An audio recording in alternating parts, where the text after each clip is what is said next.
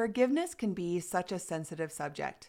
We've often had deep pain caused by others and ourselves, and our instinctive response might be to shut down, find revenge, or numb ourselves with substances, shopping, and content. Here's the big question: why forgive?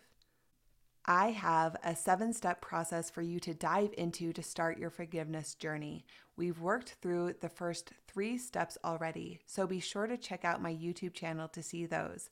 And this week, we're moving on to step 4.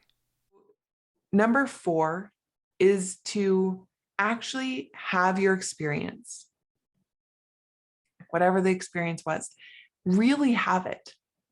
Really have the experience, the pain, the sadness, like let it be, without trying to make it okay, without trying to cover it up, without trying to make excuses, without, and this is a really important aspect, right? We can't just be like, well, whatever, shove all the pain and anger down and I'll just forgive, because that's not real forgiveness. That's faux forgiveness. And faux forgiveness doesn't do any good for anyone. It doesn't do good for you. It doesn't do good for them. It causes more problems than holding a grudge in the first place. Faux forgiveness is off the table. We only are going to do real, true, full forgiveness. And so when we decide that we want to forgive, we want to make sure that we've also accepted like the whole experience of what has happened to us. Have it, really have it. Let it be fully with the feelings, and then let it flow through and be done with it when it's done, right? It's like, this has flown fully through me. One of my really dear friends, Peter Eshway, said this quote to me this weekend, actually. And I was like, oh, that's a really beautiful quote, which is, forgiveness is the warm permission to fully have your experience. Forgiveness is the warm permission to fully have your experience.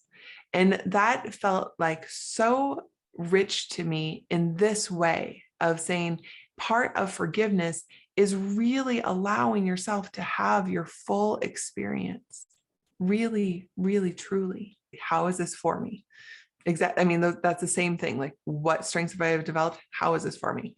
How am I a stronger person? How is this for me? You're just like directing it specifically to being strong, which you may or may not always want to do, right? It may be that it is not always about strength.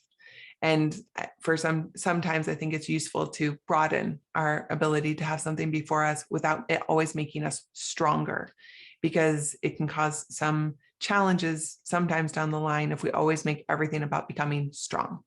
But if that works for you for now, of course, go forth with it.